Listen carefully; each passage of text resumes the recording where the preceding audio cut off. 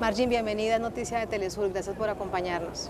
Muchas gracias a ustedes por querer tener noticias de Nicaragua y sobre todo por querer a Nicaragua, que es algo que hemos sentido hoy en este primer día de la cumbre. Por supuesto, siempre con los países, amigos, aliados, pueblos que tanto queremos. Sobre esta cumbre internacional en contra del fascismo, hay una cantidad de hechos que hoy, no, más que prender las alarmas, establecen que estamos en un momento de mucha atención. Lo que estamos viviendo producto de la crisis en Ucrania, 14 años de un pueblo enfrentando hechos nazistas en las regiones del Donbass, en Donetsk y Lugansk, pero también con expresiones en otras partes de Europa y de nuestra América Latina. ¿Usted cómo refleja este mundo que estamos viviendo? Bueno, para mí la situación que estamos viviendo es la exacerbación de las características del capitalismo y de su fase superior, que la definió Lenin como el imperialismo. Es, digamos que las principales características del capitalismo, ahora que el imperialismo va en una fase de declive, como que se están exacerbando. Por ejemplo, oyendo en la mañana las intervenciones, se hablaba de que Estados Unidos atenta contra nuestra soberanía, pero es que Estados Unidos atenta contra la soberanía de nuestros pueblos, porque al ir en una cierta fase de declive, esa, digamos, característica tan fundamental del capitalismo, que es la expoliación a los pueblos, se vuelve más marcada, porque Estados Unidos ahora necesita apoderarse de los recursos de la mayoría de las poblaciones del mundo para poder sostenerse como imperialismo, para poder salvar al capitalismo. Por ejemplo, nosotros en Nicaragua siempre fuimos productores de materia prima para los Estados Unidos. Ese es el origen de nuestra pobreza. Nosotros le vendemos a Estados Unidos nuestras materias primas, el café, la carne, se las vendemos a un precio baratísimo y eso nos regresa después procesado a un precio muy caro. Entonces, ¿por qué a Estados Unidos? Bueno, eso es parte del modelo que nos ha sumido en la pobreza a todos, sí, nuestra América Latina. Sí, es el injusto orden económico internacional que ya casi nadie habla de él. Pero entonces, ¿por qué a Estados Unidos no le conviene que los pueblos luchen por su soberanía, por su independencia y por su autodeterminación? Porque cuando estos pueblos se deciden a luchar por eso, lo fundamental que están haciendo es defendiendo sus recursos y poniéndolos al servicio de las mayorías populares, que es lo que no ocurre cuando Estados Unidos se encuentra o impone en el mundo gobierno que le son sumisos, que se arrodillan ante él y que lo primero que hacen es entregarle los recursos de los pueblos a Estados Unidos. Entonces, por eso a Estados Unidos no les conviene que los pueblos sean soberanos. Por ejemplo, en Nicaragua, nosotros cuando triunfamos en el 79, lo primero que hizo la revolución fue abrir relaciones con todos los países del mundo, con todos, sin ningún distingo. Eso no le conviene a Estados Unidos porque significa que nosotros vamos a tener la posibilidad de nuevos mercados y de romper la dependencia que tiene Nicaragua con Estados Unidos, que es el principal comprador de nuestros productos. En el 2007 ganó Daniel Ortega, que es el mejor presidente que ha tenido Nicaragua, y eso lo confirmó el 70% de la población nicaragüense que votó por él en noviembre. Eso está bien clarito, pero esa campaña internacional en contra de nuestro país oculta eso y declaran a Daniel Ortega como dictador. Un dictador con una matriz muy fuerte y permanente de la media, de los medios corporativos. Sí, y no solo de los medios corporativos, sino que cierta intelectualidad que se declara de izquierda, siguiendo el modelo de democracia que nos han impuesto por siglos, que nos los ha impuesto Estados Unidos, y que es una democracia que, como dice Saramago, el pueblo vota pero no decide. Vamos cada 5 años a votar, pero luego somos un cero a la izquierda para los gobiernos. En cambio, en Nicaragua, nosotros estamos construyendo una democracia en la que votamos cada 5 años y que no hay fraude, por mucho que lo digan los medios hegemónicos. Votamos cada 5 años, pero además de que votamos, en Nicaragua, desde que ganó el presidente Ortega, se han construido más de 17 hospitales grandísimos nuevos. Se han equipado con una tecnología que antes que teníamos que salir fuera del país para hacérnoslo.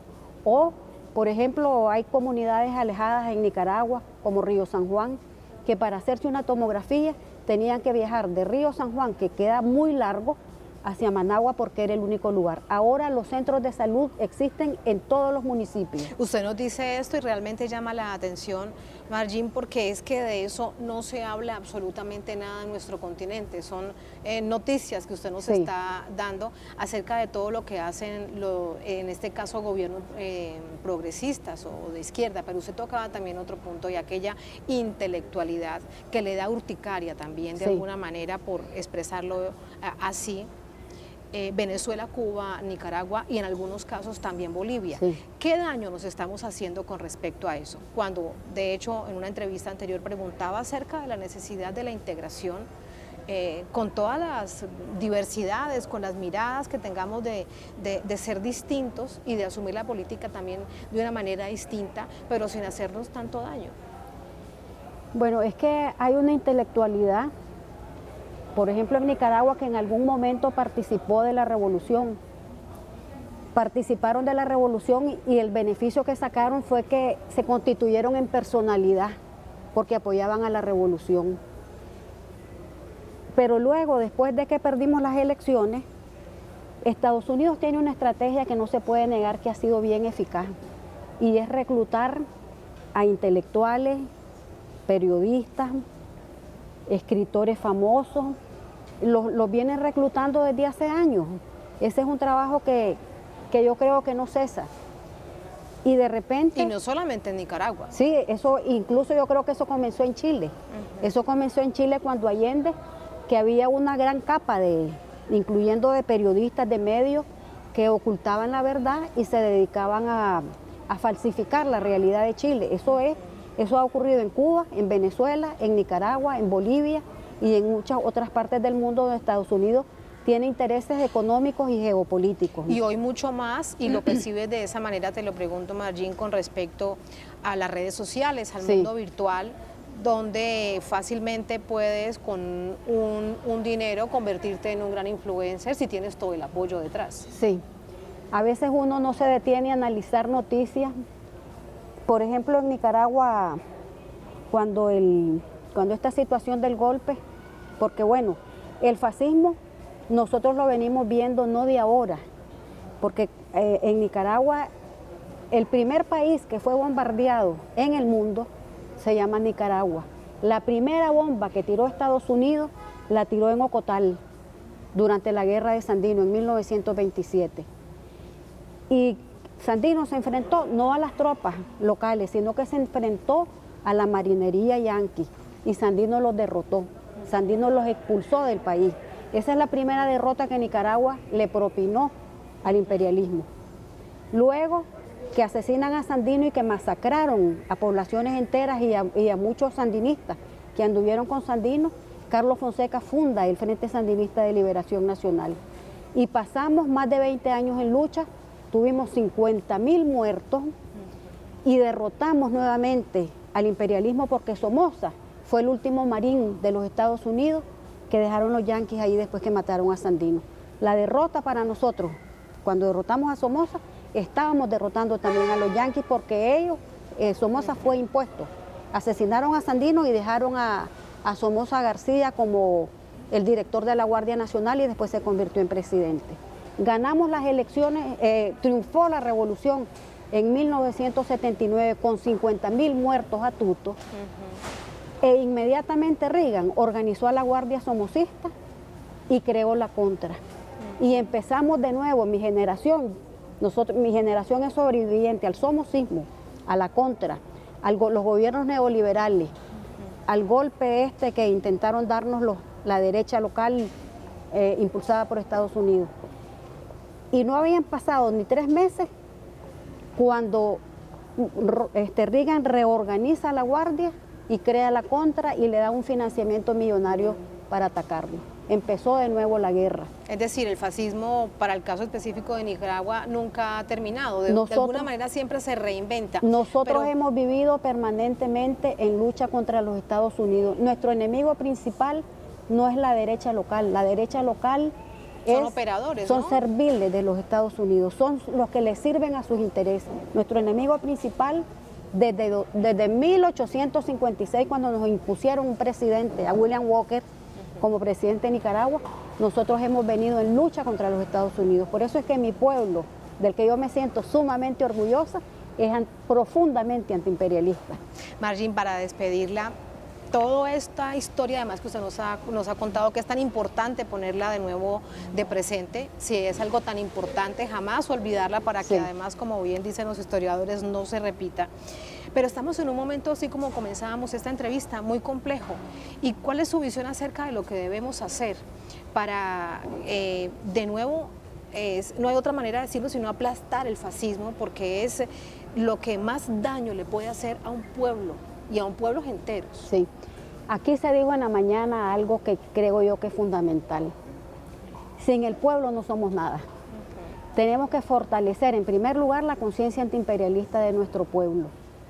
En segundo lugar, tenemos que hacer que nuestro pueblo tenga soberanía alimentaria, que el pueblo se organice, que el pueblo tenga satisfechas mínimamente sus necesidades, porque ningún pueblo va a salir... Que eso es lo que ataca directamente el fascismo. Sí, y eso es lo que Daniel Ortega ha hecho en Nicaragua.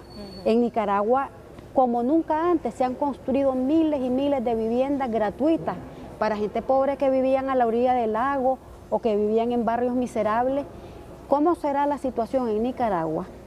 Que en Nicaragua, como somos un país bien vulnerable desde el punto de vista medioambiental, vivimos que hoy hay un tornado, que mañana hay un huracán, que un deslave, y en Nicaragua ocurre un fenómeno natural y se destruyen casas, y a la hora están los jóvenes organizados, por ejemplo en la Juventud Sandinista, entregando colchones, zinc, ayudando a reparar la casa en medio de la lluvia, cuando en la época de los gobiernos serviles a los Estados Unidos, por ejemplo, nosotros tuvimos un huracán Mitch en octubre, ya no me acuerdo si fue en el 97, y la alcaldesa de un municipio que se llama Pozo Ortega llamó al presidente Arnoldo Alemán diciéndole: el huracán nos está golpeando fuertemente, va a haber un derrumbe, va a haber un deslave, y Alemán le dijo, esta vieja está loca, dice.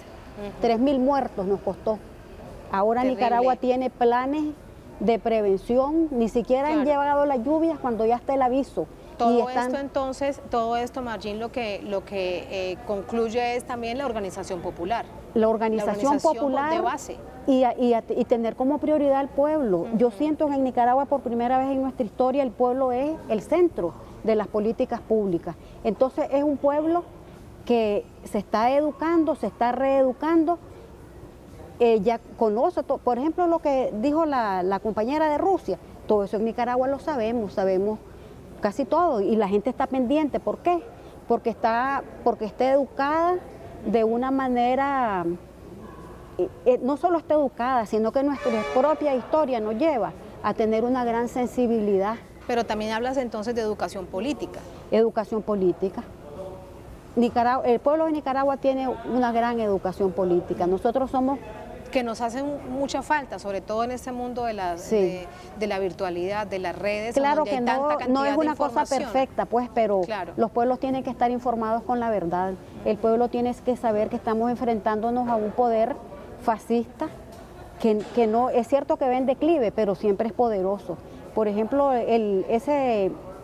pensando yo en lo que se decía en la mañana, Estados Unidos nos ha impuesto un modelo de democracia, nos ha impuesto un sistema de gobierno en el que dicen que tiene que haber división de poderes y que no puede un poder inmiscuirse en el otro. Y sin embargo Estados Unidos usa en Bolivia el poder legislativo, el poder judicial para deponer gobiernos, y no solo en Bolivia, también en Brasil. y cuestionan a Nicaragua de que en Nicaragua no hay división de poderes. Claro que hay división de poderes, pero mantienen una relación armónica. Lo único es que en Nicaragua ninguno de estos poderes de Estado se van a prestar para servirle en bandeja a los Estados Unidos un golpe de Estado, mucho menos el ejército y mucho menos la policía, porque nuestro ejército y nuestra policía son fruto de la Revolución Popular Sandinista de 1979. Muchas gracias, Magín. Con eso la despido, con historia y actualidad. Muchas gracias. Bueno. Un momento tan complejo que vive Sí. nuestro continente y el mundo. Sí. Muchas gracias. Gracias a ustedes. Muchas gracias. Bueno, pues.